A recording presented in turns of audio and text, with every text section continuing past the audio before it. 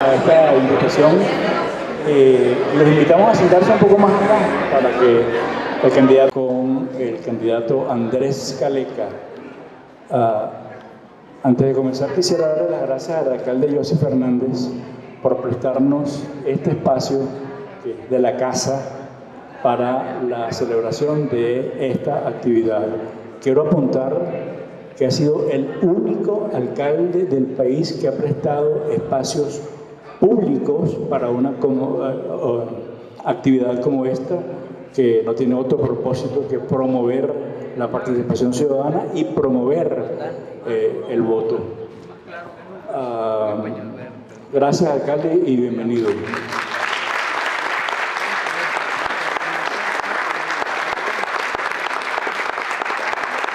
Bien, como ustedes saben, esta es una actividad promovida por el Diario El Tequeño y por el Foro San Antonio, cumpliendo con su rol de promover ciudadanía. La intención de estos foros han sido precisamente promover el interés por el voto, volver a llamar la atención sobre el voto como herramienta esencial de la democracia. Y, por cierto, es una herramienta a la cual le teme bastante el gobierno. Y antes de comenzar, quiero darle las gracias a los concejales del municipio de Los Alias, a las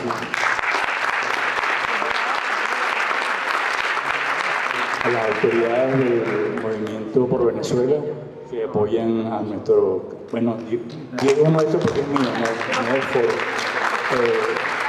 candidato, a su esposa, la profesora mejor conocida como Cacaíto Puro, que lo ha acompañado en todas las giras.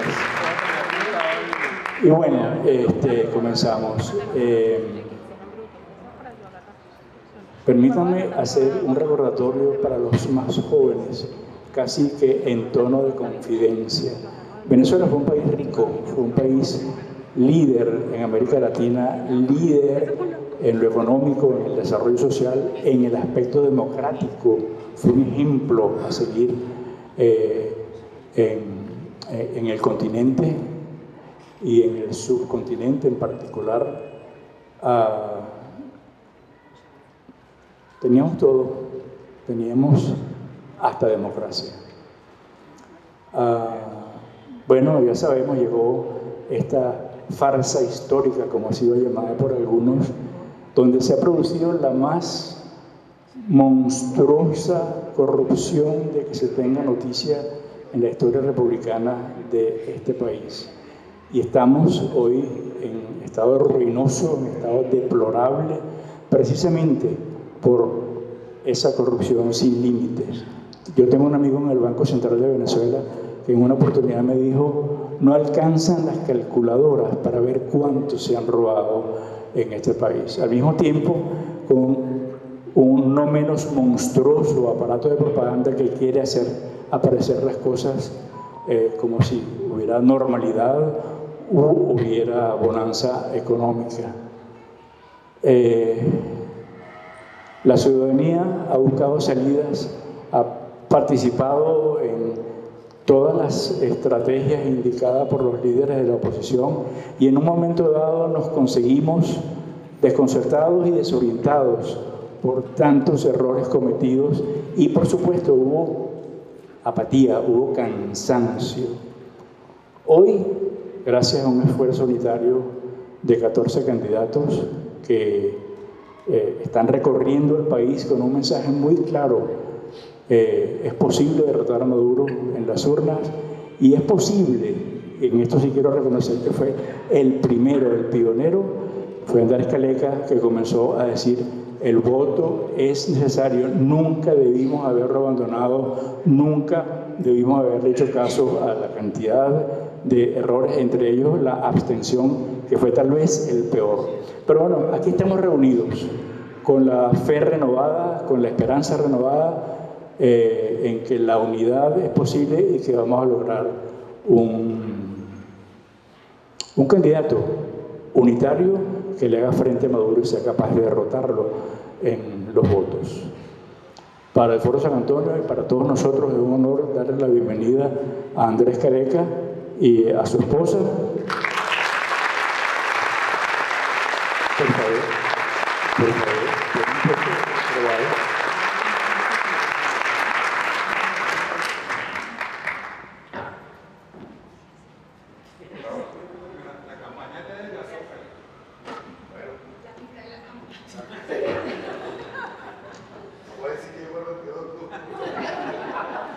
bienvenidos.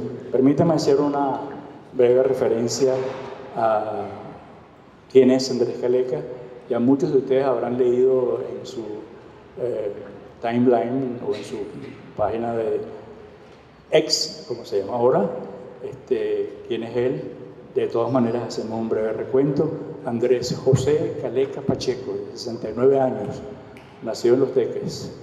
Economista, profesor universitario y en sus ratos libres hace política, pero política con P mayúscula, política de altura, política como pocos políticos de los actuales, con un discurso sobrio, ecuánime, que señala verdades, pero a la vez propone cosas.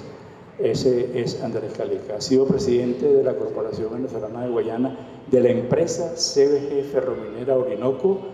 La llevó a posiciones líderes en su área de minería del hierro. Ha sido rector principal del comité del CNE y llevó a término elecciones limpias y que garantizaban los resultados. Militante del MEP desde su juventud y en el 2023, en junio concretamente, aunque llegó un poco tarde, ha remontado muchísimo su posición en las encuestas de diversos orígenes, su candidatura a la elección primaria de la oposición, y desde entonces anda sin descanso recorriendo el país llevando ese mensaje: uno, de unidad; dos, de una coalición nacional, y tercero, de el voto como herramienta extraordinaria para derrotar a esta farsa histórica llamada socialismo. Lo apoya el partido Movimiento por Venezuela. Él nos va a presentar su visión de país, sus ideas, sus propuestas, y una vez más le doy la bienvenida y le cedo el micrófono.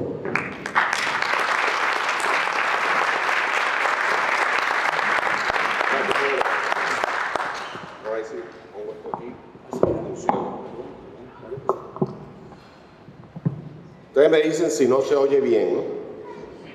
Sobre todo los de atrás. Bueno, muchas gracias a todos por asistir. Ya ustedes saben, me ha presentado Pedro, la mayoría de ustedes me conoce además, sabe que soy candidato a las primarias, y sobre eso quiero decir dos cosas muy singulares y muy particulares. Una más importante que la otra. Empiezo por la menos importante. Soy el único candidato independiente a las elecciones primarias del 22 de octubre. Todos los demás candidatos presentes son representantes de algún partido político y se inscribieron como tal. La única candidatura que cumplió los requisitos reglamentarios de la Comisión de Primaria para escribir una candidatura por cuenta propia fue la nuestra. Consignamos ante la Comisión de Primaria 60.000 firmas recogidas en 14 entidades federales del país, cumpliendo con los requisitos establecidos para ese fin.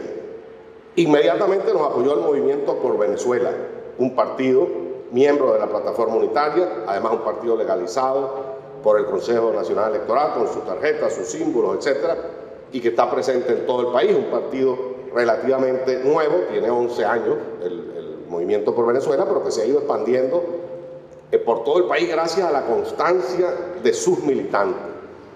Los que han seguido mi campaña electoral se han dado cuenta posiblemente del gigantesco esfuerzo que ha hecho la gente del Movimiento por Venezuela, de la cual me siento absolutamente orgulloso de estar aquí con nosotros. Esa es la menos importante. La característica más importante de la singularidad de esta candidatura Es obvio. Primera vez que hay un candidato presidencial de San Antonio de los Altos, nada más y nada menos.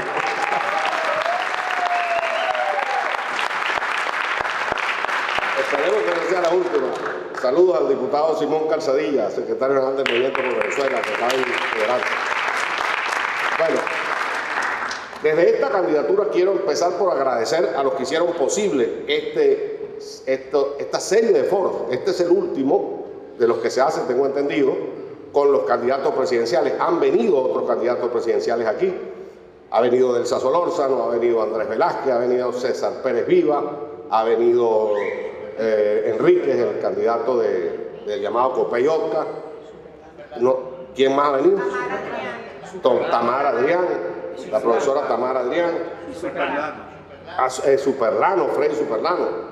Faltó que viniera Capriles, faltó que viniera María Corina por una cantidad de inconvenientes de agenda típica de los candidatos, pero bueno, se hizo el trabajo y ese trabajo se debe fundamentalmente a la iniciativa del Foro de San Antonio. El Foro San Antonio es una organización de la sociedad civil sanantoñera de muchísimos años de implantación en este municipio, que ha hecho cosas muy importantes en el pasado y que sigue haciendo cosas para informar a la colectividad de San Antonio, para participar en la vida política, no solo del municipio, sino del país. A los directivos del Foro de San Antonio, todo mi agradecimiento. Por cierto, yo soy parte del Foro de San Antonio, lo cual no compromete al foro con mi candidatura, por supuesto. Lo que pasa es que tengo ahí unos cuantos votos. El otro gran agradecimiento es a nuestro otro patrocinante, que es el diario El Tequeño. Por cierto que cuando salió el flyer estaba yo de gira. ¿Dónde es que estaba? Calzadilla, la última. Estaba en Aragua, en La Victoria, y sale el flyer y yo estoy dando un recorrido por las llamadas casas de Caleca y una muchachita se me acerca con el flyer y me dice: mire, usted que va a estar en San Antonio de los Altos, lo está convocando un periódico que se llama El Tequeño. Ahí van a repartir tequeños. No, ese periódico no se come. La muchachita le llamó la atención que se llamara El Tequeño el periódico. Pero bueno, nosotros los tequeños nos sentimos muy orgullosos de nuestro periódico y de su nombre. Bueno, gracias a ellos, gracias al alcalde José Fernández, mi gran amigo, a los concejales que hicieron posible que todo este ciclo de foros se hiciese aquí en el complejo ferial del cual estamos los sanantoñeros tan orgullosos. Bueno, vamos al tema. Le dije a Ángela que cuando pasaran 30 minutos me empezara a hacer señas. Ustedes ven que me está haciendo unas señas ahí, no es que le está pasando nada, sino que me está mandando a callar. Bueno, estamos en una situación sumamente difícil en Venezuela y de gran expectativa. Nunca mejor dicho que una gran crisis puede ser al mismo tiempo una gran oportunidad. Yo no voy a dedicarme hoy en este foro a hablar de la terrible situación que vive Venezuela en estos momentos. Todos lo sabemos, todos la conocemos, todos de alguna manera la sufrimos, unos más que otros, por supuesto, particularmente los enchufados. Muy bien, pero el resto del país está viviendo una crisis en todos los órdenes. No voy a describirla punto por punto porque nos pasaríamos toda la noche aquí hablando y saldríamos deprimidos al final todos nosotros. Nosotros la conocemos, sabemos lo que está ocurriendo en el país, pero también sabemos lo que hay que hacer para superar la situación. Y sobre eso es que queremos hablar, con un sentido de esperanza, con un sentido de que sí hay una salida a la situación de Venezuela. Primero, percatarnos de que la salida de la situación de Venezuela no tiene otra puerta posible que no sea salir del régimen que gobierna el país desde hace 24 años. No compartimos ninguna teoría según la cual el país puede encontrar una salida con esta cáfila corrupta en el poder de Venezuela. Una cáfila corrupta, incapaz y ladrona, como lo dijo Pedro Medina hace poco. Todo pasa por la necesidad ineludible de cambiar el gobierno de Venezuela. Y no solo porque han destruido al país, porque han conducido a Venezuela al desastre, sino por la naturaleza de este régimen. Miren, el señor Maduro, con un gran desparpajo y claridad, hace 3 días, poco antes, una semana, en un encuentro con los pobladores de La Guaira, dijo claramente por los canales de televisión cuál es su vocación y qué es lo que ellos quieren. Dijo, palabras más, palabras menos, acabaremos con la politiquería para siempre. La politiquería somos nosotros, todos ustedes, los ciudadanos. Acabaremos con la politiquería y los politiqueros para siempre. Estableceremos una democracia de nuevo tipo, donde no existan politiqueros que vengan a ofrecer en cada periodo electoral villas y castillos y después se desaparecen. Una democracia de nuevo tipo. Ese discurso lo conozco yo perfectamente. Ese es el discurso de Fidel Castro. Ese es el discurso de la superación del salvajismo de la política cubana anterior y cómo la revolución cubana había venido a salvar al país de ese desastre, de los politiqueros, de las elecciones, del clientelismo. Habla Maduro del clientelismo, imagínense ustedes. Parecía que Maduro estuviese hablando del PSUV cuando describió a la democracia que quería enterrar para siempre. Pues no, estaba hablando de nosotros, estaba hablando del resto del país, porque la vocación totalitaria de este gobierno está muy clara. Es un gobierno autoritario, es un gobierno rapaz, pero su vocación es la implantación del totalitarismo, el totalitarismo de partido único, el totalitarismo de elecciones de segundo grado, el totalitarismo de candidatos electos por el buró político del partido, o el llamado rimbombantemente aquí en Venezuela el comando político de la revolución, el totalitarismo de la imbricación absoluta del Estado y el partido. Lo estamos viendo, lo han venido profundizando en los últimos 23 y 24 años. No lo han implantado porque el pueblo venezolano, con todos los errores que hemos cometido a lo largo de 23 años, ha resistido y sigue resistiendo a esos intentos. No lo han implantado por incapaces, además, porque no son ni siquiera capaces de hacer y desarrollar su propio proyecto. Fíjense ustedes, las empresas han expropiado infinidad de empresas que a los 2 o 3 meses las cierran. Ni siquiera son capaces de tenerlas produciendo, porque además de autoritarios, totalitarios, ladrones, son profundamente incapaces. Y la solución de Venezuela parte de allí, de cómo enfrentar a esa cúpula dominante, a esa cúpula que ha dominado el país por 24 años y que es sumamente poderosa. Tienen el control de las armas de la República, usan con toda la fuerza, criminalmente, para perseguir, para reprimir, incluso para asesinar dirigentes que les son molestos, o militares que les son molestos, o funcionarios que les son molestos. Tienen además el control absoluto del erario de la nación. Se roban hasta el agua de los floreros, como dicen de los borrachos, que se toman hasta el agua de los... Estos se roban todo. Y se roban todo y lo usan para dividir a la oposición, para comprar voluntades, para dividir al país, además de para enriquecerse. Pero hay una cosa que ya no tienen votos. Allí es donde son débiles. Perdieron el respaldo de la gente. De 8 millones de votos que llegó a sacar Chávez en un momento determinado, en las últimas elecciones del PSUV y el Polo Patriótico, que fueron las del año 2021, sacaron 3,5 millones de votos. 3,5 millones de votos, el 16% del padrón electoral venezolano. Eso es lo que tiene. Y ahora menos.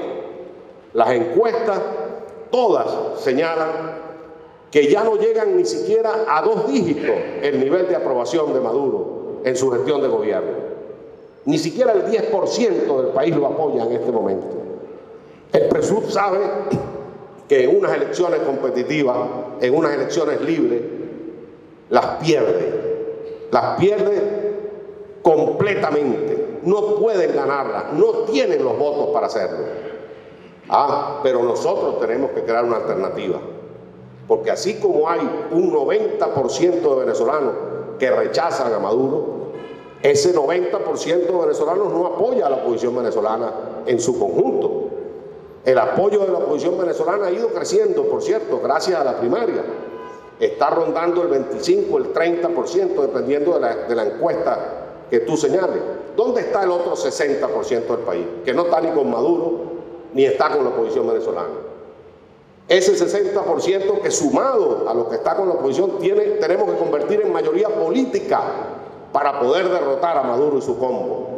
Están expectantes, nos están viendo, están observando. Entre ellos hay 4,5 millones, 5 millones de chavistas, empezando por ahí. Los que votaban por Chávez y que ya no votan por Maduro. Todavía no nos han visto a nosotros como una alternativa.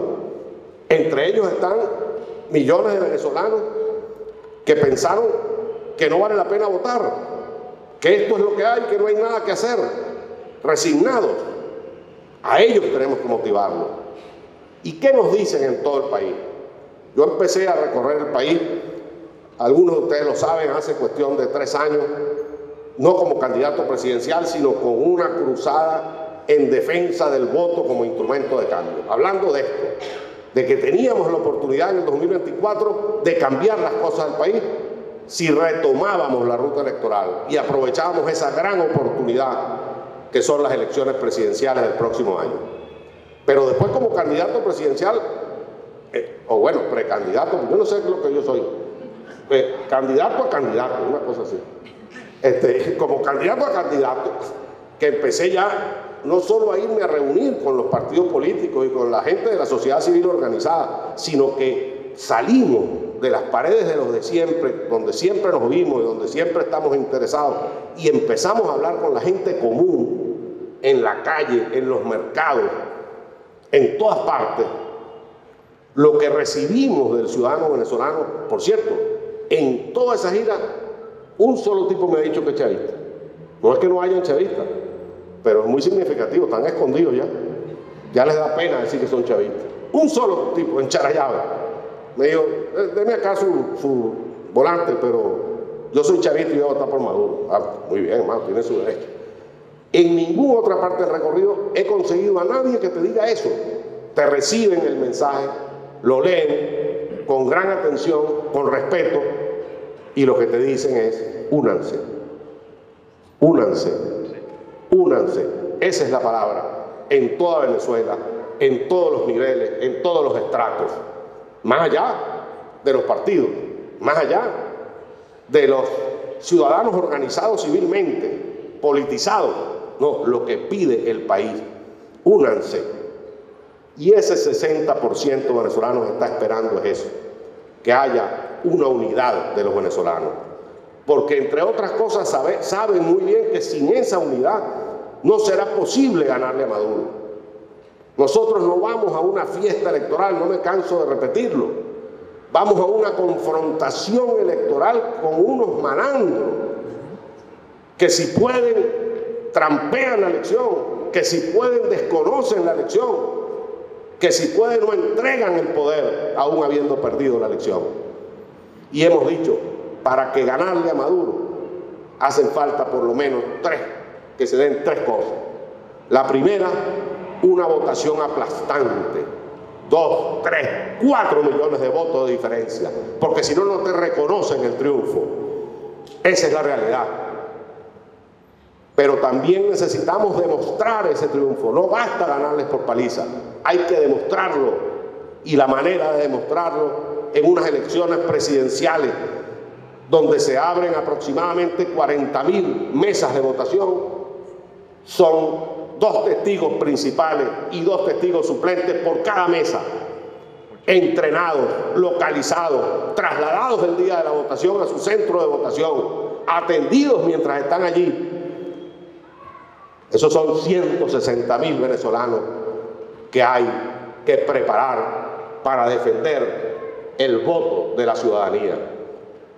160.000 venezolanos, que no se quede una mesa sin testigo y que no ocurra en ninguna mesa que el testigo no salga con el acta que certifica el triunfo en sus manos, porque si no te roban la elección.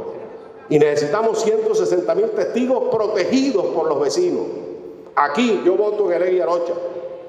Aquí tenemos que organizar 100, 150 vecinos que estemos localizados, coordinados para defender a nuestros testigos que están allá adentro. Porque a veces los sacan del centro electoral, a veces no los dejan incluso integrarse al centro electoral. Y son los vecinos los que tienen que hacer cumplir la ley y los reglamentos electorales, la fuerza de los vecinos. Si somos 50 aquí en Heredia Arocha, necesitamos 500.000, 1 millón de venezolanos en todo el país cuidando los centros electorales y cuidando a nuestros testigos. Que nadie se vaya a su casa después de votar con actas en la mano para defender y demostrar el triunfo. Bueno, si aún así al gobierno se le ocurre desconocer el resultado electoral que tenemos, de cuyas pruebas tenemos en la mano, bueno, entonces la lucha adquiere otro camino, la lucha adquiere otra característica. Nos vemos en la calle, pero no para defender a un partido, para defender a un candidato, para defender el voto de millones de venezolanos. Y con 8 millones de venezolanos en la calle no hay represión que valga, que lo sepa el gobierno. Pero eso está en nuestras manos. Nadie va a venir a resolvernos ese problema.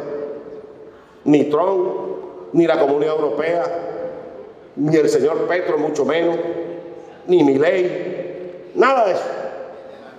Somos nosotros los venezolanos los que tenemos que levantarnos de la silla, organizarnos, actuar, votar y defender nuestro voto, porque no le estoy pidiendo a nadie la violencia, le estoy pidiendo que ejerza el deber cívico más importante de un ciudadano: elegir a su presidente de la República o destituirlo, que aquí tenemos que hacer las dos cosas.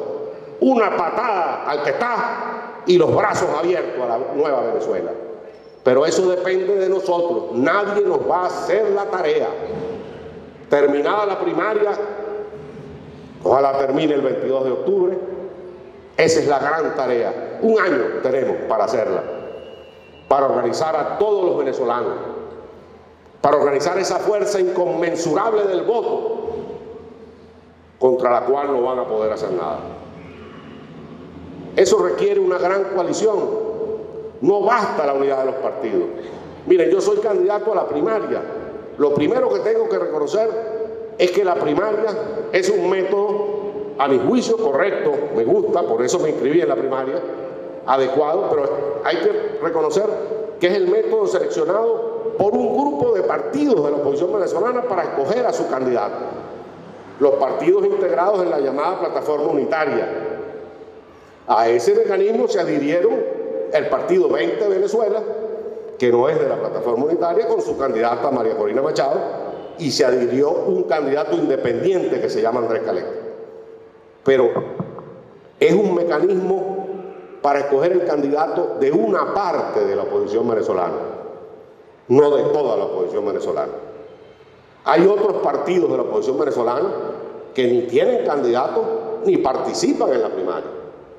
Aquí tenemos dirigentes de algunos de ellos. El MAS, por ejemplo, Fuerza Vecinal, por ejemplo, están en la primaria pero no tienen candidato. Muchos otros partidos, Avanzada Progresista, la llamada AD de Bernabé. Entonces a mí me dicen, sí, pero bueno, es que esa es una AD judicializada y Bernabé lo que es un representante del gobierno. Yo no sé qué negocio habrá hecho o si hizo un negocio Bernabé. No me interesa, me interesan los votos. Porque esa gente que vota por la tarjeta blanca de AD judicializada no es gobiernera. Si fueran gobierneros, votan por el PSUV. Necesitamos esos votos. Por eso yo digo, el día que gane la elección primaria, que es el 22 de octubre, o ustedes lo dudan, no. Lo estoy viendo.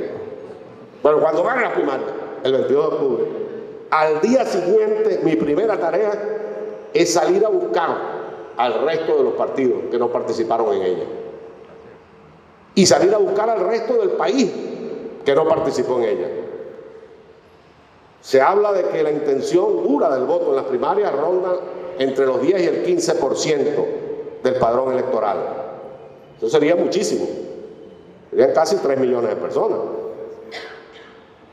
Pero ¿y los otros 8 millones de personas que no están con el PSUV y que no participan en las primarias? Los necesitamos igual.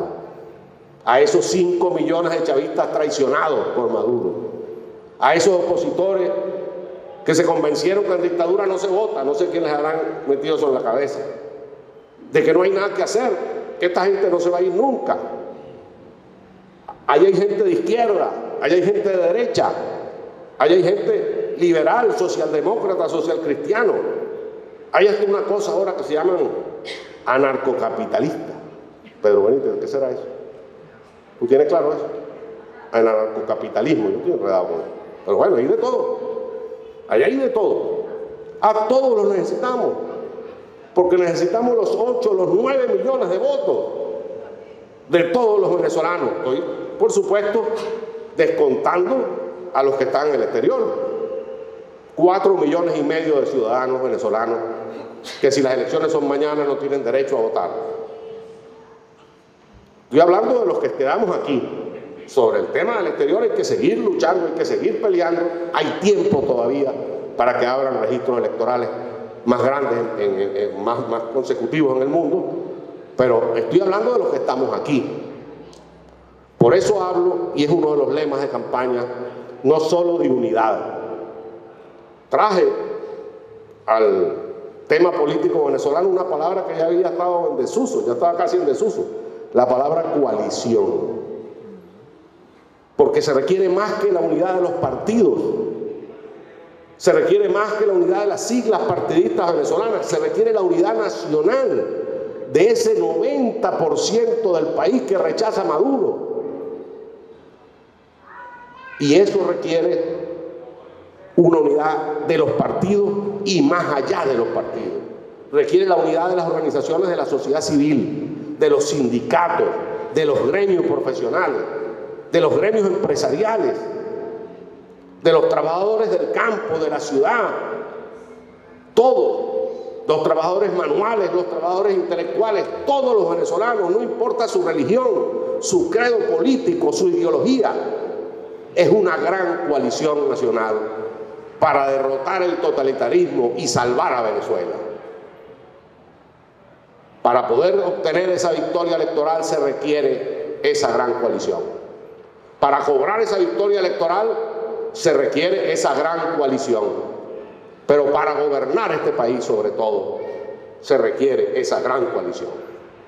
Porque al día siguiente que asuma el poder el próximo presidente democrático de la República, el 23 de enero del año 2025, el día 24, el chavismo empieza a conspirar para tumbarlo, porque esa es su naturaleza. Es un movimiento de golpistas, un movimiento anticonstitucional, un movimiento antidemocrático, al que hay que derrotar políticamente. Y la pelea sigue. No es que se acaba con el triunfo electoral, es más, comienza. Cuidado si cuando pasen los años le preguntemos a ese presidente, yo no voy a preguntar porque eso voy a hacer yo, por supuesto, pero le pregunten a usted a ese presidente cuál fue el momento más fácil y les diga lo más fácil fue haber ganado las elecciones. Cuidado si eso es lo que va a pasar. Porque lo que tenemos enfrente es un país destruido, una fuerza golpista millonaria. Acabaron con la República Civil cuando eran unos patas en el suelo. Imagínense ahora que son los más grandes millonarios de Venezuela. Esa es la realidad que tenemos. Esa es la realidad que vamos a recibir. Sin una gran coalición que le dé soporte al triunfo, que permita cobrar ese triunfo y que sea la base social sobre la cual se instale el próximo gobierno, no se podrá producir el cambio en Venezuela. Entonces, frente a una coalición, frente a una realidad, de ese tipo, frente a la necesidad de una gran coalición, cuando hablamos de programas de gobierno y de propuestas de gobierno, yo soy muy delicado, porque yo soy el candidato a ser candidato de esa gran unidad nacional, a la cual no le voy a poder imponer mi visión del país y mi programa de gobierno, sino que el candidato de la unidad tendrá que ser y presentar un programa de gobierno de la unidad, que nos represente a todos, que nos una a todos, no la visión personal de Andrés Caleta, la visión de la coalición nacional.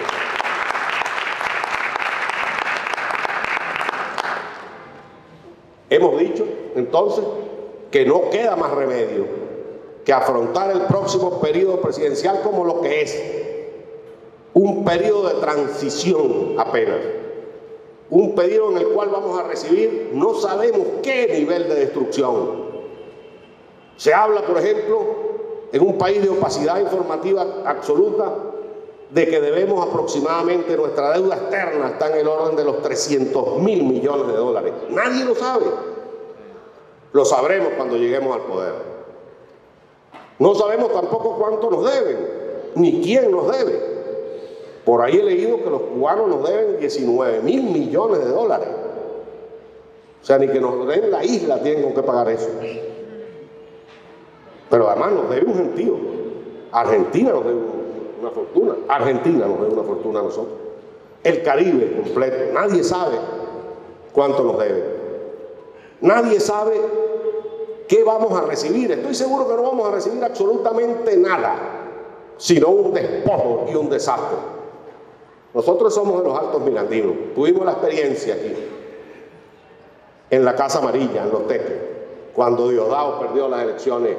No era capitán para esa época, era teniente. El único tipo que daba sandío siendo civil. Era el teniente Cabello, gobernador de Miranda. Perdió las elecciones con Capriles, ustedes se acuerdan. Mi mamá vivía al lado de la Casa Amarilla, ahí en el edificio Moiral, frente a la Plaza Bolívar. Desde el balcón vimos lo que pasó. Se llevaron hasta las posetas de la casa del gobernador. Arrancaron los lavamanos, las duchas, las posetas, las sillas, los cuadros. Todo se lo robaron. Tierra arrasada, eso es lo que nos van a dejar. Lo amenazan, lo dicen, porque si una cosa tiene el chavismo es que dice lo que va a hacer.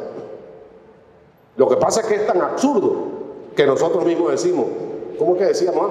No vale, yo no creo. Pues, no vale, yo no creo. Pues sí, señor.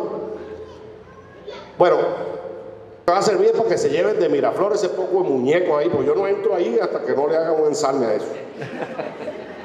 ¿Quién sabe que va a encontrar uno allá adentro?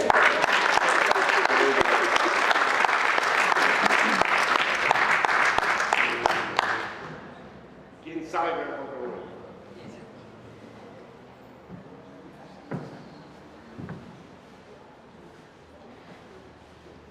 Esa es la realidad. Eso es lo que nos espera. ¿Qué podrá hacer el próximo gobierno? Yo no sé qué dijeron aquí los otros candidatos, que creo que son gente seria, pero si apareciera un candidato por ahí que le dice que el próximo gobierno va a resolver los problemas de Venezuela, que va a convertir a Venezuela en Dubái, sálganse del acto, porque ese señor lo que es un gran mentiroso y un gran demagogo. Nosotros vamos a tener que reconstruir el país de cero y en algunos casos de bajo cero. Miren, el primer problema, y ahí entonces voy a lo que es mi visión de lo que puede hacer el próximo gobierno. 5 cosas apenas, que es lo que le presentaré al resto de los partidos de la gran coalición para que hagamos el programa de unidad de cara a las elecciones del 2024. 5 cosas, 5 visiones que tiene Andrés Caleta del problema. La primera, lo primero que tiene que hacer el próximo gobierno es afrontar el tema de la pobreza del país. Miren, el 82% de los venezolanos viven por debajo de la línea de pobreza. La mitad de ellos en lo que llaman pobreza extrema. Es una cifra dura. Es una cifra estadística. Asusta. Pero lo terrible es cuando la vemos de verdad. Cuando le ponemos rostro humano a la pobreza. Lo que yo he estado viendo en los recorridos que estamos haciendo por la Venezuela profunda, a donde nos hemos metido. Una de las ventajas de mi campaña, que es la campaña, creo yo, que tiene menos recursos económicos de todas las campañas que se hayan hecho en la historia de la humanidad. El candidato no tiene ni carro, no le digo no. Una de las cosas que ha logrado, que ha sido positiva de esa campaña, es que nos ha obligado a ir donde no van los demás candidatos. Porque donde van los demás candidatos no podemos competir. El acto que monta Próspero, que monta María Corina o que monta Superlano, nosotros no tenemos real para montar un acto de ese tipo. Y a lo mejor no tenemos ni gente. Yo creo que gentecita sí tenemos casa ahí, pero esto cuesta plata. Entonces nos vamos para abajo, a donde no van los candidatos. Nos vamos para los barrios. En Caracas nos vamos, no para la Plaza Altamira y para Chacao, nos vamos para Macarao, para Carapita, donde no entraba un dirigente de oposición en los últimos 12 años de Venezuela. Ahí hemos entrado nosotros. Y ahí nos reciben con cariño a la señora Angulo y a mí, con cariño y con respeto. Nos abren las puertas de su casa. Allí hacemos las reuniones, cara a cara. Y ahí vemos el verdadero rostro de la pobreza. El que no ves en Altamira, el que no ves en San Antonio, felizmente para nosotros, que somos unos privilegiados. Yo creo que este es el mejor municipio del país.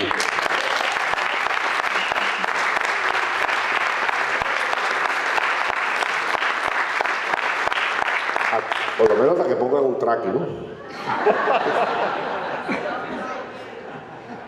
Bueno, nosotros somos unos privilegiados y fíjense que estamos pasando roncha todos nosotros. No somos ni la sombra de lo que éramos hace 20 años, desde el punto de vista de los ingresos, desde el punto de vista de los servicios. Porque la pobreza no es solo una pobreza de ingresos, que es la más notable, porque la pobreza de ingresos se traduce inmediatamente en el fenómeno más grave que tenemos que enfermar, que es el hambre. El hambre, la desnutrición infantil, la desnutrición adulta y la desnutrición de los adultos mayores es terrible en todos los estratos de la sociedad. Miren, Venezuela hace 24 años lideraba como el país con menor tasa de mortalidad infantil del subcontinente latinoamericano. Hoy solamente nos supera Guyana y Haití. Somos el antepenúltimo de los países donde más niños menores de 3 años mueren por cada 100.000 niños nacidos. Ese es el rostro verdadero del hambre. El rostro verdadero del hambre, aquí lo vemos en San Antonio, a pesar de que somos privilegiados. Nuestros ancianos abandonados con una pensión de $3, de $4, que no alcanza sino para comprar 2 canillas de pan al mes. El rostro son los venezolanos, flacos, escuálidos, como nos llamaba Chávez. Así pusieron el país completo, escuálido.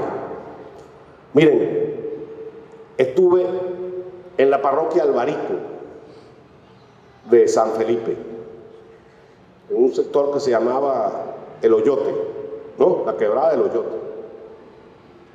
La Calzadilla Nereida, que está aquí, también me acompañaron. Y hablando con la gente, casa por casa, me fui dando cuenta, poco a poco, de una cosa que no me había fijado. De cada 10 personas, 9 ya no tenían dientes. Los desdentados de la Venezuela de principios del siglo XX. 123 años atrás nos ha llevado esta cáfila sinvergüenza que gobierna Venezuela. Y esa es la realidad que lacera Y si no es para afrontar el hambre y la pobreza del país, no vale la pena nada de lo que estamos haciendo. No vale la pena nada de lo que estamos pregonando.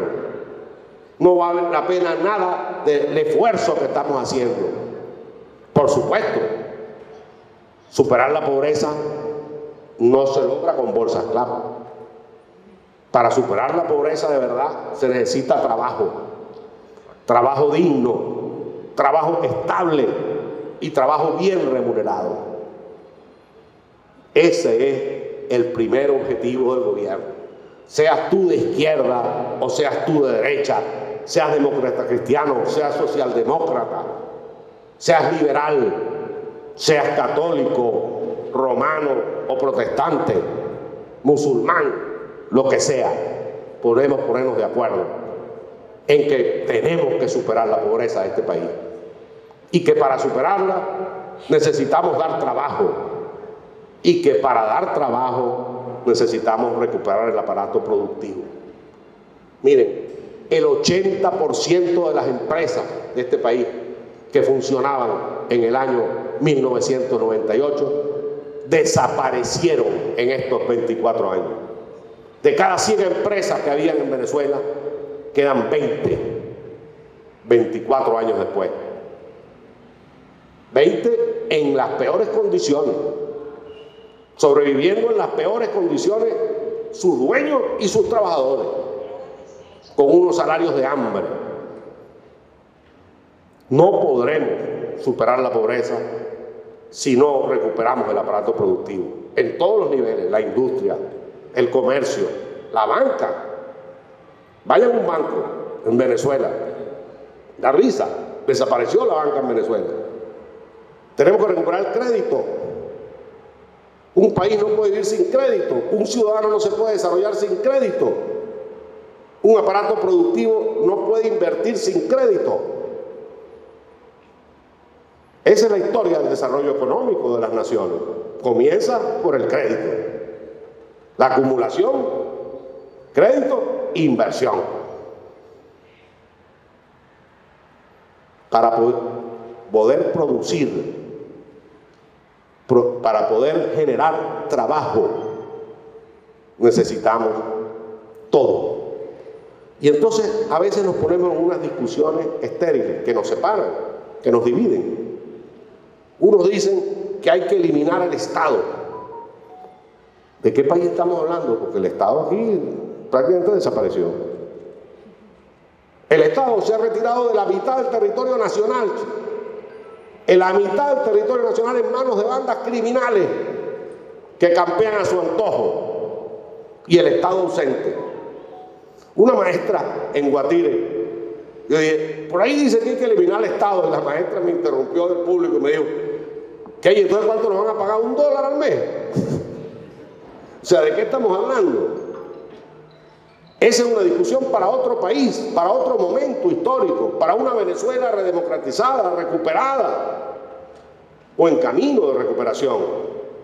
Pero meternos nosotros en una división, si es el Estado o es el mercado el que va a resolver el problema de Venezuela, no tiene sentido.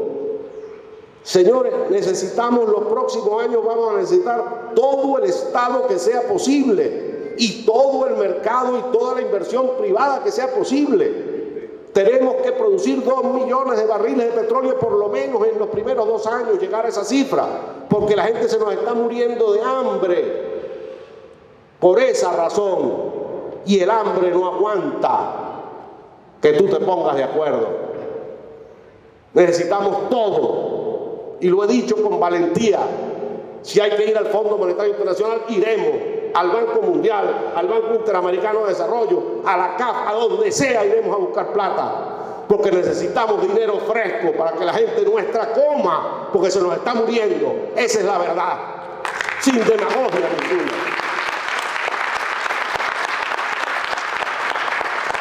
Y tenemos que abrir el país a toda la inversión extranjera que sea posible, y nacional, por supuesto. Se habla muchísimo que si hay que privatizar a PDVSA o no hay que privatizar a PDVSA, pero ¿para qué nos vamos a poner a pelear por eso? La Constitución vigente impide la privatización de PDVSA. Tendríamos que empezar por cambiar la Constitución. Imagínate, meternos otra vez en discutir una constituyente y el país muerto de hambre, cuando lo que nos interesa es levantar la producción petrolera, no privatizar a PDVSA. Lo haremos después, cuando llegue el momento. Lo que nos interesa es que aumente la producción petrolera con la Constitución vigente, sin necesidad de modificarla. Y lo hicimos. Nosotros con la Constitución del 61 desarrollamos la apertura petrolera, pero ya se nos olvidó. Si Chávez no hubiera echado para atrás la apertura petrolera en esos delirios de grandeza, de ignorante, delirante como era Chávez, si no hubiera truncado la apertura petrolera, Venezuela en este momento estuviera produciendo 7 millones de barriles de petróleo al día. Lo que estamos produciendo son, si acaso, 600.000. Bueno, vayamos otra vez a la apertura petrolera. Punto, sin necesidad de discutir la privatización de PDVSA, que además habría que buscar cuál es el loco que quiere comprar PDVSA. Si está quebrada, la única empresa petrolera del planeta que ha quebrado se llama PDVSA, en manos de estos sinvergüenzas. Y así todo. Que las empresas de Guayana, ¿serán recuperables las empresas de Guayana? No lo sé. Habría que ver si tecnológicamente, 23 años, 24 años después, o 50 años después que fueron creadas, todavía es viable tener una siderúrgica de ese tamaño. Pero en todo caso, no hay real para que el Estado venezolano se ponga a recuperar Sidor. No tenemos dinero para eso. Bueno, si alguien quiere recuperar Sidor, la privatizamos. ¿Y cuál es el problema? Que vengan los japoneses, que vengan los indios, ahora no se llaman indios, los barats. Que vengan los barats, que vengan los japoneses, los chinos, si le da la gana, los americanos, el que quiera venir. Pero para que vengan esos capitales, tanto los estatales como los privados, necesitamos recuperar la infraestructura del país. Y ese es el segundo punto. El país es insostenible, sin luz. Acabamos de hablar de Sidor. Imagínense que venga una compañía alemana, la Krupp Steel Company, y decide comprar a Sidor y invierte 4.000 millones de dólares y pone a Sidor como una tacita de plata. Y voy yo allá, que será el presidente de la República, no se les olvide, no pierdan el hilo. Voy yo allá para la inauguración como presidente de la República y encendemos los hornos de Sidor. Se va la luz de Venezuela por 6 meses, señor. No hay luz para eso. Tenemos en este momento, después que 7 millones de venezolanos se fueron, después que, como les acabo de decir, el 80% de las empresas están cerradas, y a pesar de eso tenemos un déficit de 14.000 megavatios de electricidad. Otra Guri tendríamos que construir, si no ponemos a tono al Guri, si no recuperamos el parque hidroeléctrico, si no creamos un parque termoeléctrico serio. Se robaron todo, ¿se acuerdan de Erwin asociado? 4.000 millones de dólares se robaron, unas plantas eléctricas inservibles. Sidor, me dijeron que habían llegado unas turbinas chinas. Vaya usted a saber, unas turbinas chinas. Bueno, ellos tienen hidroeléctrica. Vamos a confiar que nos vendieron las buenas. ¿Entiendes? Porque los chinos no como son. Entonces, unas turbinas usadas. Y que llegaron 12 turbinas. Ustedes saben que Guri tiene 15 turbinas para generar la electricidad. Y están operativas solo 2. Esa es la realidad de Venezuela. Que Macagua 2, Caruachi, no están funcionando. Macagua 2 a duras penas para mantener a Puerto Ordaz con luz, y se da la luz todos los días al lado de la represa. Esa es la realidad de Venezuela. Y esa inversión la va a hacer un privado. Nunca va a venir un privado a invertir en el Guri. La inversión en generación hidroeléctrica no es rentable desde el punto de vista comercial. Es rentable desde el punto de vista de las cuentas nacionales de un país. Lo que dejas de quemar en petróleo, por ejemplo, y que te permitirá exportar más petróleo. Ahí está la rentabilidad en 100 años. Pero tendrá que ser el Estado el que recupere el parque industrial de generación eléctrica, hidroeléctrica del país. Que abriremos para que el capital privado que quiera poner una planta termoeléctrica privada, como fue en Venezuela, que fue la electricidad de Caracas, tan exitosa. Bueno, perfecto, vengan. Pero necesitamos, para que vengan, que haya carreteras. Para que vengan necesitamos puertos y aeropuertos funcionando. Para que vengan necesitamos telecomunicaciones. Para decir, y que haya agua. Yo sé que hay algunos inversionistas extranjeros que se bañan una vez a la semana nada más, pero el día que se van a bañar tiene que salir agua por tubo. Si no, no vienen, ¿verdad? Esa es la realidad que estamos viviendo. Bueno, enfrentar la pobreza, para eso se requiere recuperar el aparato productivo. Y para eso el segundo punto, tenemos que recuperar la infraestructura del país que está en el suelo. Tercer punto, ¿qué sentido tiene lo que vamos a hacer si no afrontamos la terrible crisis de educación y de salud que estamos viviendo? La gente se está muriendo de mengua de verdad. Les hablé del hambre, pero es que la gente se muere en este momento de enfermedades perfectamente curables, crónicas, manejables, de hipertensión. Se está muriendo la gente como se morían antes, hace 60 años. Dígalo ahí, doctor. ¿No es así? Prevenibles totalmente, por vacuna, etcétera. Pero la gente se está muriendo de mengua por falta de atención. Mira, hasta hace poco uno decía, no, es que los pobres se mueren en la puerta de los hospitales porque no hay camas en los hospitales para atenderlos. Ahora no, los hospitales están vacíos, sobran camas. Pero hay que pagar $2.000 para entrar, ¿no? Por eso es que sobran camas. La gente se muere en su casa. Un apendicitis vale $15.000, $16.000 en una clínica privada. En un hospital público vale $1.500, $2.000. Dime cuántos venezolanos tienen para afrontar una emergencia como un apendicitis, $2.000 brinco rabioso para llegar a la puerta del hospital público. Se muere del apendicitis, se le convierte en una peritonitis, como hace 120 años. ¿De qué se murió? Un sapo en la barriga.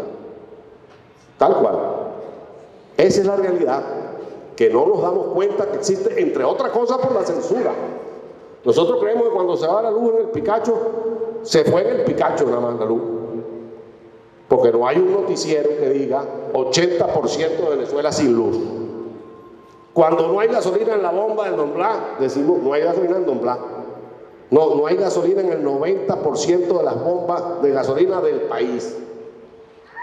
Y esa es la razón de la censura, que la gente no integre la información y los conocimientos. Que creamos que el problema es de la bomba de Don Blas. No, el problema es global. Es un país que se está derrumbando en nuestra cara. La educación, 3 millones de niños fuera del sistema escolar de educación básica en este año. Y los que van al sistema escolar, que empiezan las clases, 1.000 planteles menos, denunció la Federación de Maestros, que el año pasado. En esa cosa perversa que llaman el horario mosaico. Los muchachos 2 días a la semana a clase, nada más, a recibir 1 o 2 horas de clase. ¿Qué va a pasar si nosotros no atendemos esa emergencia educativa? Fíjense ustedes que no estoy discutiendo cómo va a ser la educación del siglo XXI y el diseño curricular y todas esas cosas. No, los 9 millones que no van a clase y los que van a clase que van solamente 4 horas a la semana, ¿qué va a pasar si no lo afrontamos de inmediato? Que en 10 años vamos a volver a ser la sociedad de analfabetas de Juan Vicente Gómez. De analfabetas otra vez, todas unas generaciones que no sabrán ni leer, ni escribir, ni sumar, ni restar. Esa es la gravedad que tendrá que enfrentar el próximo gobierno. Que la educación debe ser privada o debe ser pública, la que sea. La privada donde pueda ser rentable, porque esa es la otra. Abre un colegio aquí en San Antonio a ver si es rentable. cantidad de colegios privados que han quebrado en San Antonio y en todo el país. Porque la gente no tiene plata. ¿Cómo va a ser rentable? ¿Qué educación privada va a ser rentable si el salario mínimo del país es $10? No hay alumnos, ni para la pública ni para la privada. El esfuerzo es casi igual al que hicieron los venezolanos en el 36. Tendremos otra vez que traernos a los maestros chilenos, Ángel. Algo parecido a la misión chilena. Tendremos que volvernos a traer porque ya no tenemos ni maestros. Esa es la realidad. Cuarto punto. ¿Cómo nosotros vamos a resolver el problema de la institucionalidad? Porque ese gobierno que toma el poder el 23 de enero tiene a la misma Asamblea Nacional, tiene a estos mismos gobernadores. En Miranda no tenemos problemas porque no tenemos gobernadores, seguiremos sin gobernador. Lo mismo. Estos mismos alcaldes, perdón, yo sí, mejorando lo presento, estos 300 y pico alcaldes, 200 y pico alcaldes, ladrones, extorsionadores, quebrando todo lo que queda de comercio y de actividad económica en el país. Con esa gente, con la Fuerza Armada profundamente revolucionaria, socialista, antichavista, antinorteamericana, cuanta ridiculez que ocurre a padrino. Y con esos cuerpos represivos. ¿Cómo resolver ese problema? Lo primero, tomar conciencia, las elecciones no terminan en el 2024, es la primera. Inmediatamente después vienen elecciones a la Asamblea Nacional y hay que barrerlos de la Asamblea Nacional. Y hay elecciones de gobernadores y hay que barrerlos de las gobernaciones. Y hay elecciones de alcalde y hay que barrerlos de la alcaldía. Para que empiece a surgir una nueva institucionalidad que dé seguridad jurídica, seguridad social, seguridad humana a los venezolanos. Que el sentido fundamental sea abatir la terrible corrupción que se ha enseñoreado en el país. Y un quinto punto, mantenerse en el gobierno, entregarle el gobierno en elecciones libres, transparentes, abiertas a todos, al próximo presidente de la República. Si eso es lo que logro yo, me muero absolutamente tranquilo porque cumplí mi deber. Enrumbé a Venezuela por el camino de la democracia. Frenamos el afán totalitario. Frenamos la destrucción del país. Comenzamos y sentamos las bases de su recuperación.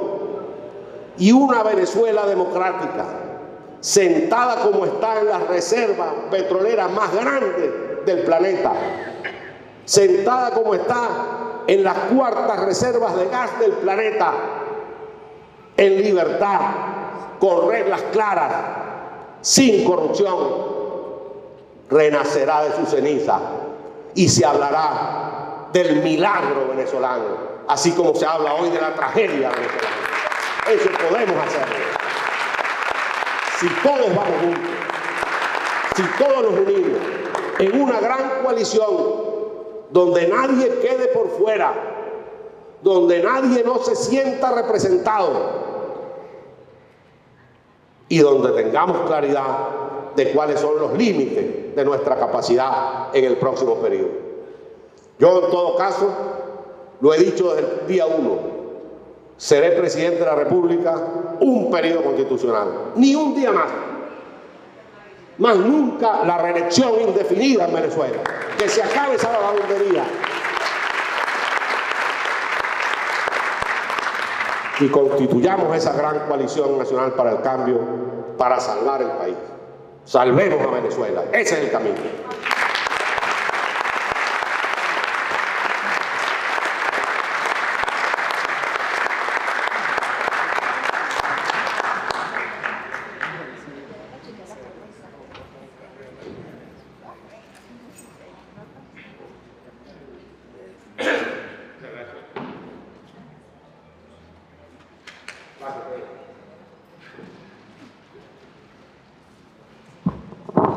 Permítanme el exceso de confianza, que estamos entre amigos, que le dije, la primera felicitación es mía.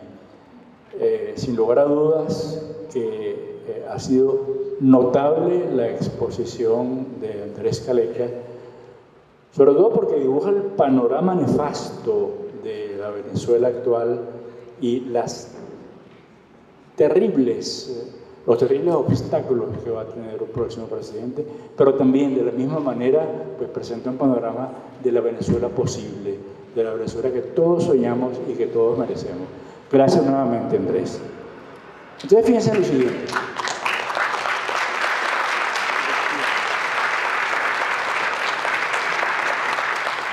Fíjense lo siguiente, queda abierto un espacio para preguntas y la metodología que utilizamos es que los que deseen hacer preguntas levanten la mano y va a ir una de nuestras compañeras a pasarles una hoja para que por favor las formulen y acá las vamos a leer.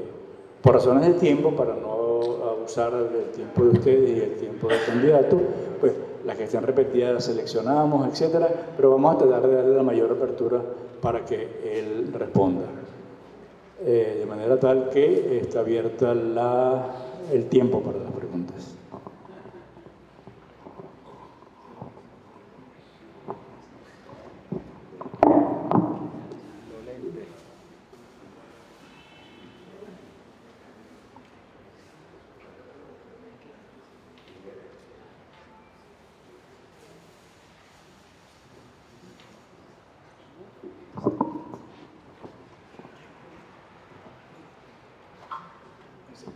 Enseguida. Para darle un saludo y pido un aplauso también para el fotógrafo oficial del Foro San Antonio, Agustín San Blas.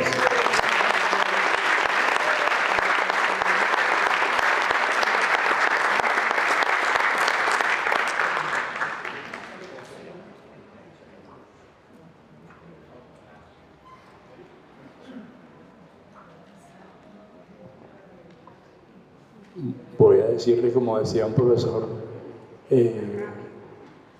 no todos a la vez porque no puedo procesarlos. ¿Se puede hacer una pregunta, Dani? Sí, para usted sí. Venga. Hable claro y fuerte y sea breve, por favor. Sí. Concreta. Pregunta, Andrés. ¿Son tan monolíticas las Fuerzas Armadas como parecen? Este gobierno lo sostiene la milicia, pues, las armas. Entonces no tenemos esperanza. ¿Cómo hacer contra eso? No hay disidencia dentro de las Fuerzas Armadas, ellos tienen las tomadas completamente. Es decir, eso me preocupa porque si ellos están en el poder no por votos ni porque son legítimos, sino porque las armas lo sostienen. Entonces no hay esperanza ahí, no hay disidencia. ¿Qué hacer con eso? Pedro, muy brevemente, porque quería preguntar justamente qué complemento, va a entrar en la misma pregunta. Disculpa.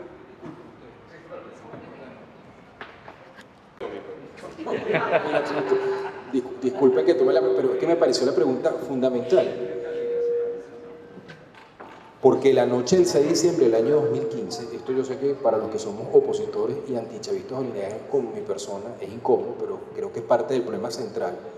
Porque una de las cosas que a mí me llamó la atención de la campaña pedagógica que ha hecho el doctor Caleca es cómo ha explicado muy bien el problema político. Y yo veo que salvando lo salvable, como se están cumpliendo 50 años del golpe militar en Chile, estamos en una situación, salvando lo salvable, parecida, donde los demócratas chilenos tuvieron que calarse la comandancia de Pinochet 8 años más frente al ejército a cambio de hacer la transición a la democracia, que podría ocurrir algo parecido. Y recuerdo que la noche del 6 de diciembre del 2015, el ministro de la Defensa, el actual, que en aquel momento era comandante del CEOFAN, reconoció ese resultado electoral. Entonces mi pregunta va a lo que decía la amiga. No cabría la posibilidad, no ve usted la posibilidad de llegar a un acuerdo con el tercer partido, el partido armado, de modo de un modelo de entendimiento donde habrá que tragarse unos sapos, entre ellos la permanencia del que actualmente ha demostrado ser hasta este momento el jefe militar con más poder en Venezuela desde la muerte del benemérito. Dios lo tenga donde lo tenga que tener. Bueno, el tema militar es un tema siempre complejo y difícil. Vamos a empezar por lo siguiente. A un candidato por ahí le preguntaron que si iba a ratificar en el cargo de ministro de la Defensa a Padrino López si ganaba las elecciones. El candidato dijo que sí, porque él no conocía a otro. Bueno, yo les digo aquí a ustedes, lo he dicho hasta por televisión, que ni lo sueñe Padrino López. Ni Padrino López, ni ningún ministro de esta desgracia de país. Que ni sueñen que Andrés Caleta los va a ratificar en el cargo. Ya veremos. Padrino que se vaya para su casa y toda esta cáfila de indolente que se vayan para su casa. ¿Con uniforme o sin uniforme? Ahora bien, la Fuerza Armada como tal. ¿Qué es la Fuerza Armada como tal? Sabemos tan poco de la Fuerza Armada como sabemos del desastre que vamos a recibir del país. Porque alrededor de la Fuerza Armada han levantado un claustro impenetrable para cualquiera de nosotros. El único contacto permitido desde el mundo civil con la Fuerza Armada es a través del PSUV. Si a mí se me ocurre ponerme a hablar con un general, meten preso al general y me meten preso a mí. Esa es la realidad. Han montado un cerco sobre la Fuerza Armada como no se conocía ni siquiera en la época del general Gómez, de la élite pretoriana del general Gómez.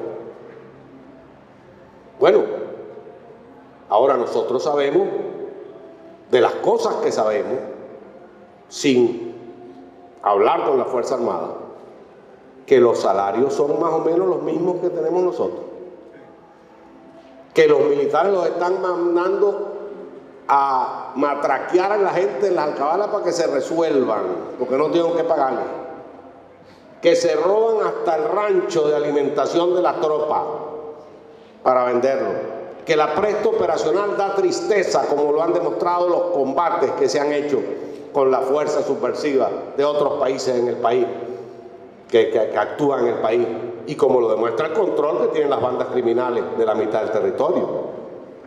La familia militar no solo son los militares, por otra parte, es la familia militar, que viven y padecen las mismas cosas que vivimos y padecemos todos en Venezuela. Y por supuesto una cúpula corrupta, absolutamente corrupta, como nunca antes se había corrompido el estamento militar venezolano en su máxima dirección. Lo mismo que pasa en el país, no es muy distinto a lo que pasa en Venezuela. El 6 de diciembre del año 2015 que tú recordaste, fueron esos militares del Plan República, los tenientes, los capitanes, al frente de los centros electorales, los que dijeron de abajo para arriba: señores, ganó la oposición, nosotros vimos, tenemos las actas, aquí están. Padrino respondió a eso. Yo no sé si él está de acuerdo con eso o lo presionaron, no tengo idea. Pero ahí pasó un fenómeno real. La Fuerza Armada, abajo, obligó al gobierno a reconocer el triunfo que querían desconocer. ¿Ustedes se acuerdan?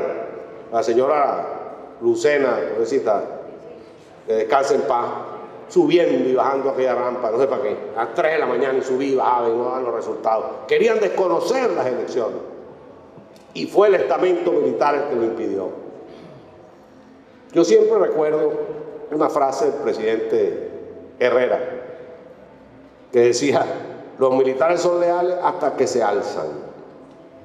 Cuando aquí tengamos 3, 4, 5 millones de votos de diferencia frente a Maduro, la mitad de los militares se pasan para este lado, porque así es la realidad política. Y la otra mitad de los militares se negará a reprimir al pueblo.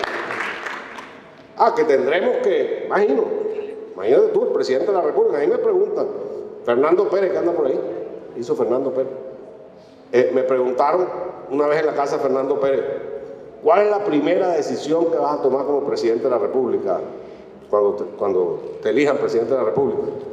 Bueno, la primera decisión es dónde voy a ir a dormir, mano.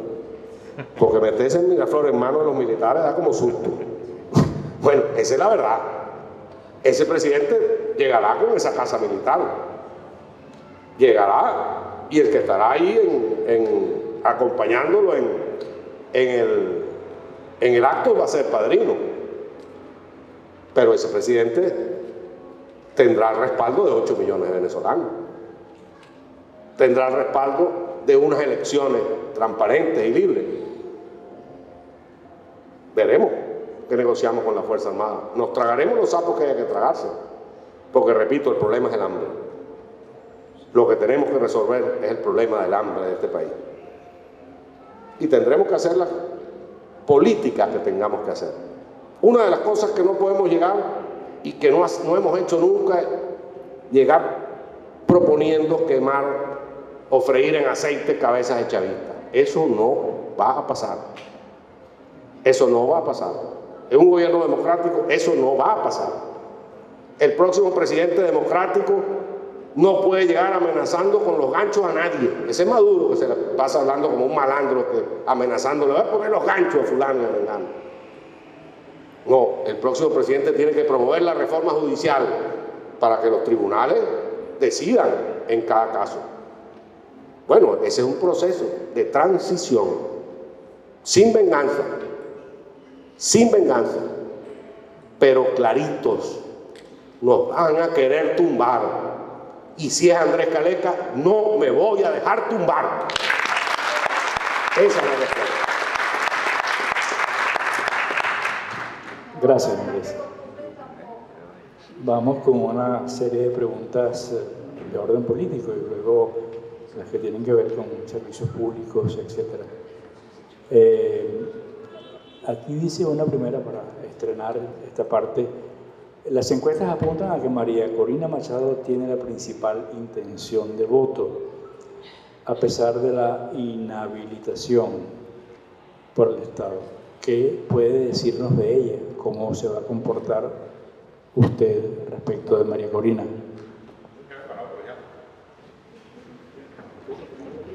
No.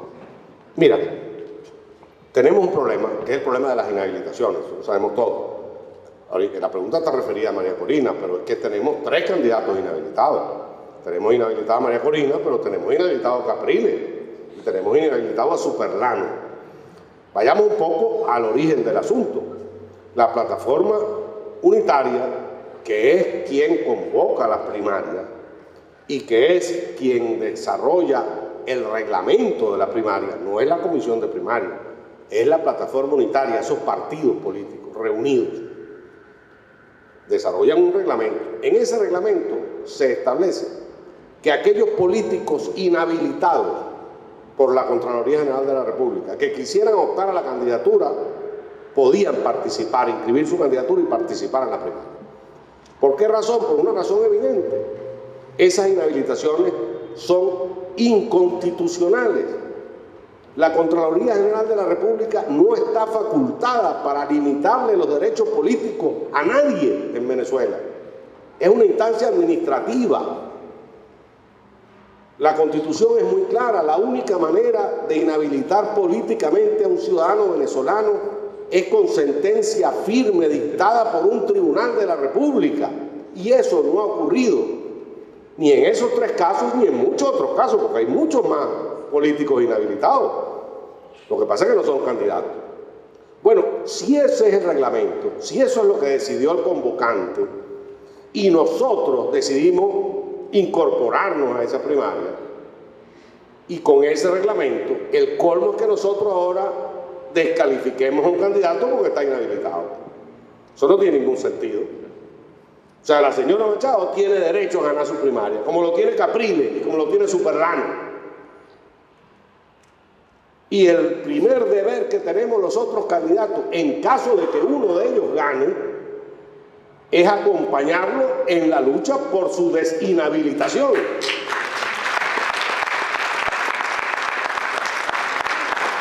Porque a eso nos comprometimos por escrito ante el país y ante el mundo, en acto público, todos los 13 candidatos que concurrimos a la primaria. respaldar al ganador de la primaria. Y si yo gano, aspiro que me respalden con la misma fuerza que respaldaré al que gane si yo pierdo.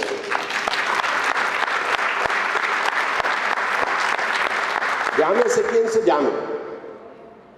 Ahora, por supuesto, yo digo, yo no estoy inhabilitado. El sentido común diría que es un plus. Oye, vamos a votar por uno que no esté inhabilitado. Pero ¿quién ha dicho que no me pueden inhabilitar al día siguiente? ¿Qué hicieron con Superlano? ¿A Superlano lo inhabilitaron después de las elecciones o se nos olvidó? Después que había ganado las elecciones, no las primarias, después que había ganado las elecciones. Entonces, ¿qué hacemos? Decimos, le preguntamos a Maduro, mira Maduro, dinos de una vez quién quieres tú que sea el candidato para no tener problemas. Eso no puede ser, eso no lo podemos aceptar nosotros. Nosotros lucharemos hasta el final con lo que tengamos.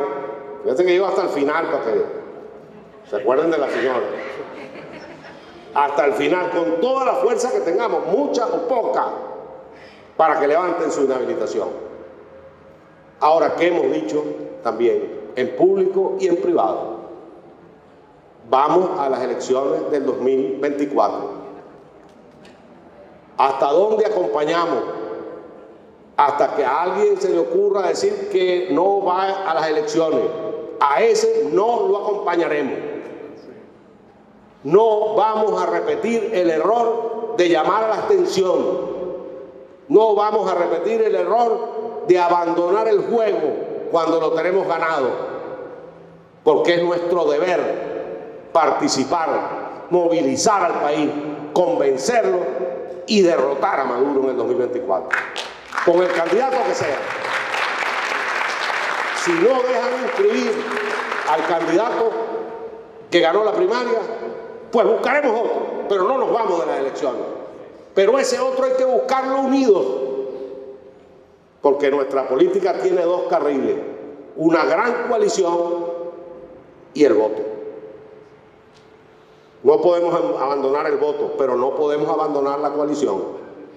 Que nadie se le ocurra que porque tiene respaldo o porque ganó la primaria, entonces es el dueño del país.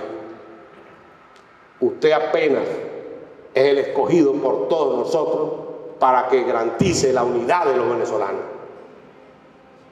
y para que garantice que vayamos a las elecciones y ganemos las elecciones. Esa es nuestra política. Así se lo hemos dicho públicamente y se lo hemos dicho en privado a los inhabilitados. A ustedes aquí en confianza les digo, evítense todo ese lío y voten por Caleca, que no está inhabilitado. Excelente. Bueno, hablando de gran coalición, había una pregunta que era sobre eso. ¿Percibes que existe actualmente disposición de los actores políticos para acordar la gran coalición?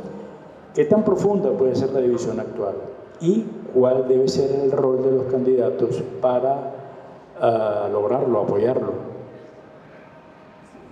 Bueno, mira, nosotros hemos visto que en los últimos años se ha producido un punto de encuentro que no se había producido desde hace muchos años. Y nada más y nada menos en lo más importante, en la estrategia. En este momento no hay ningún factor importante de la oposición venezolana que se esté planteando de nuevo el abstencionismo. Toda la oposición venezolana, toda la variopinta oposición venezolana tiene un punto en común hoy, 20 de septiembre del año 2023. Todos queremos votar en el 2024. Ya eso es un avance gigantesco. Otros avances conseguidos es que la primaria ha significado realmente el regreso del discurso político en el país. El país hace 2 años nadie hablaba de política. La gente se había resignado que esto es lo que hay. Veníamos de la desesperanza y la decepción de lo que fue el interinato y tal, y que se pensó que esa presidencia interina iba a tumbar a Maduro y todo el mundo cogió a resolver sus problemas. La primaria empezó a mover otra vez al país. Y el gobierno preocupado por eso, ¿no? Por eso es que actúa contra la primaria y pone piedras en el camino y amenaza y le tira piedra a los candidatos en la calle. A mí me persigue la gente del SEBIN para arriba y para abajo cuando voy a los actos. Lo que pasa es que yo no lo digo, porque bueno, ahí están, nosotros los saludamos, tenemos videos con ellos y todo. Necedades, harán todo lo posible por tratar de desanimarnos, que sacarnos del camino. Ahora, ¿hasta dónde podrá llegar la unidad? Miren, esa es una tarea de filigrana, de alta política.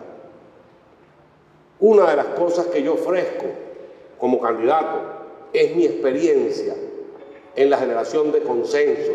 A nosotros nos tocó dirigir el Consejo Nacional Electoral en una época terrible de Venezuela, en un cambio de régimen, nada más y nada menos, con 15 partidos políticos integrando el Consejo Nacional Electoral y combatiendo casi a muerte, y logramos hacerlo en paz. Logramos caminar en paz, logramos canalizar el disenso, porque muchas veces tú no puedes poner a todo el mundo de acuerdo. La democracia muchas veces no es lograr consenso. La democracia es sobre todo canalizar el disenso. Que los que no están de acuerdo puedan caminar juntos con objetivos específicos. Por eso es que hablo de una coalición. ¿Qué es una coalición? La unidad de lo diverso con un propósito. El hambre, superar el hambre, superar la pobreza. Eso nos tiene que obligar a unirnos. Y la amenaza con la cual empecé hablando, a la cual me empecé refiriendo este discurso, la amenaza del totalitarismo. Si esta dirigencia política de hoy, si nosotros no somos capaces de unirnos ahora para las elecciones del 2024, posiblemente nos vamos a tener que unir en las cárceles dentro de 5 o 10 años. Esa es la verdad de lo que está planteado en este país. ¿Será posible? Yo pongo a disposición de la unidad del país, y por eso decidí ser candidato, mi experiencia y mi discurso en ese sentido. Hay que trabajarlo. Pero la presión ciudadana tiene que imponerse sobre los dirigentes políticos. Conté hoy lo que te dice todo el mundo en la calle: únanse, únanse. Los dirigentes tienen que recibir ese mensaje de todos ustedes, de los militantes de los partidos y de los independientes. Se tienen que unir. Y si no, abandonarlos. Se buscarán otros dirigentes que sean capaces de unirse. Esa es la verdad. Gracias. Dice esta pregunta: la unidad es un propósito difícil. Mi tocayo Pedro Benítez ha dicho que si ocurre el milagro de la unidad. Y la pregunta dice: hay candidatos que dejan ver que no aceptarían los resultados hacia la unidad. ¿Qué piensan? Bueno, mira, lo primero que pienso son las 7 de la noche. Y este acto era de 5 a 7. Entonces vamos a tratar de condensar esta pregunta, a ver si es lo mismo, y yo tratar de responder lo más rápido posible, porque estamos abusando de ustedes ya. Todas son la misma cosa. ¿Hablamos? Esta está respondida, de hecho, es que muchas de las que ustedes han hecho ya las dibujó en su discurso brevemente. ¿Qué haría con el poder legislativo en su contra? Derrotar al PSUV en las elecciones. Miren, hay elecciones. ¿Cuándo son las elecciones, Simón? De la Asamblea Nacional. Pero no saben qué mes. A finales. En diciembre del 2025. Bueno, entonces les aplicamos su misma medicina y adelantamos las elecciones para marzo. ¿Qué les parece? Porque igual no Trump, ¿no? Bueno, hay que derrotarlo. Hay que derrotarlos en la Asamblea Nacional. Hay que sacar a esa mayoría chavista de la Asamblea Nacional. Hay que aplastarlos políticamente. Enterrarlos políticamente. Que se convierta en un mal recuerdo de este país. Pero bueno, tampoco los vamos a matar, ni los vamos a prohibir, porque nosotros somos demócratas. Pero sí los tenemos que derrotar en la Asamblea Nacional, en las gobernaciones, en los CLEP, en las alcaldías y en las cámaras municipales, porque así es que puede surgir una nueva institucionalidad en Venezuela. Mientras tanto, serán una piedra para el desarrollo del país. Y fíjense otra vez, estamos hablando de que lo que se requiere es un proceso de transición sumamente complejo. Yo me pongo a pensar en esas cosas a veces y me doy cuenta que para haber decidido ser candidato presidencial hay que estar medio loco, ¿no? Porque el que le toque manejar este desastre no la tiene fácil. No la tiene fácil. Pero si no cuenta con el respaldo mayoritario de la población, peor. No subsistirá en el gobierno. Esa gran coalición tiene esa función: ganar las elecciones y sostener al gobierno. Si no, se cae. Finalmente, bueno, hay una pregunta que gira en torno a la cuestión económica, pero dice, ¿consideraría no endeudar al país con el FMI o algún organismo supranacional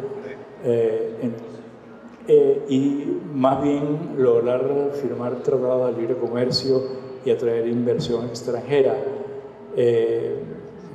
Estuve 6 años fuera de Venezuela y me di cuenta que más de uno está esperando la salida de este gobierno para invertir. Mira, ojalá se pudiera paliar el problema rápidamente sin solicitar créditos a los multilaterales de crédito, pero me temo que no va a ser posible.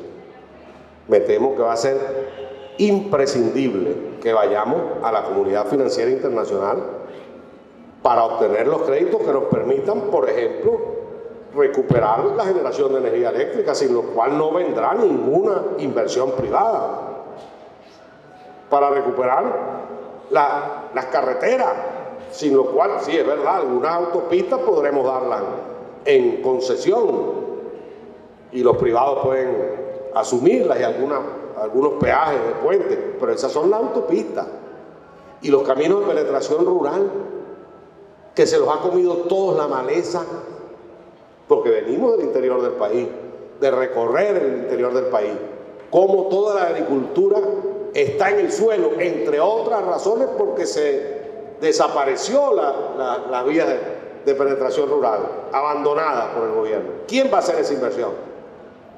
Y tenemos derecho además a obtener créditos del Fondo Monetario, tenemos derecho a tener créditos del Banco Mundial, tenemos derecho a obtener créditos de la Corporación Andina de Fomento. Cuando se habla del milagro asiático, detrás de eso estuvo el aporte crediticio gigantesco de todos esos multilaterales. Cuando se habla del milagro español, que estuvo atrás la Comunidad Europea y los créditos de la Comunidad Europea. Cuando se habla, en términos personales, de un empresario exitoso, detrás de ese empresario exitoso hay un banco financiando. Así es que funciona la economía. Sin ningún miedo, serenamente, por supuesto, con seriedad, asumiendo los créditos y los compromisos que podamos asumir y que además tenemos con qué pagar.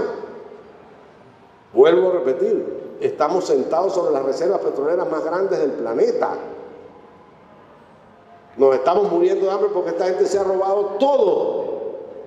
Pero nosotros podemos recuperar a Venezuela. Ahora necesitamos el crédito, como lo necesitan ustedes, como lo necesitan los ciudadanos, como lo necesitan los jóvenes. Yo me casé con Ángela cuando teníamos 19 años y todo lo compramos a crédito. Los SAN, habían SAN, ¿se acuerdan los viejos de los SAN? Un SAN para licuadora, un SAN para tostadora, un SAN para nevera. Los muchachos ahora tienen que quedarse viviendo con uno. No tienen con qué comprar ni una licuadora porque no hay crédito. El crédito es la base de todo, de la economía personal, de la economía empresarial y de la economía nacional. Regresar al sistema financiero internacional es urgente para nosotros y para los privados. ¿O usted cree que va a venir un privado a invertir en Sidor de su propio bolsillo? Eso no existe. El que venga aquí a invertir vendrá con un sindicato de bancos atrás para que le presten los reales. Así funciona la economía. Tenemos que regresar a eso, sin miedo, con responsabilidad, por supuesto. No nos vamos a poner en deuda como unos locos para hacer, qué sé yo, inversiones superfluas. Es para recuperar la infraestructura que vamos a tener que endeudarlo, para recuperar las telecomunicaciones básicas. El resto que lo haga la industria privada, por supuesto, la inversión privada, por supuesto. Pero entre otras cosas, la inversión privada vendrá cuando nosotros ordenemos la casa. Y para ordenar la casa necesitamos a los organismos multilaterales. Para que pueda la gente sobrevivir hasta que la economía se pueda recuperar. Porque la economía no se va a recuperar el primer año. Pero la gente come todos los días. Y el hambre repite, que es lo peor. Aunque tú comas. ¿Ves? Entonces, y mientras tanto la gente que va a comer, hacemos como estos tipos que nos importe tres pitos los niños que se mueren desnutridos, que nos importe tres pitos los ancianos que se están muriendo de hambre, que nos importe tres pitos la desnutrición de nuestros jóvenes. No, nosotros tenemos que afrontar eso. Y tendremos que ir a los organismos multilaterales y a las organizaciones humanitarias con gran vergüenza a pedir que nos ayuden, a pedirles. Porque a ese nivel nos han dejado esta gente. Imperdonable. Pero bueno, bajaremos la cabeza, iremos a pedir, pero la volveremos a levantar. La volveremos a levantar con un país próspero. Yo creo que con esto doy por terminada la intervención. Les agradezco muchísimo la presencia y la paciencia. Gracias. Arriba y a la izquierda. Muchísimas gracias nuevamente. Gracias a todos ustedes por haber venido en nombre del Foro San Antonio, del Diario del Tequeño, y sobre todo gracias al candidato Andrés Calega y a su esposa Angulo. Nos vemos pronto en próximos foros.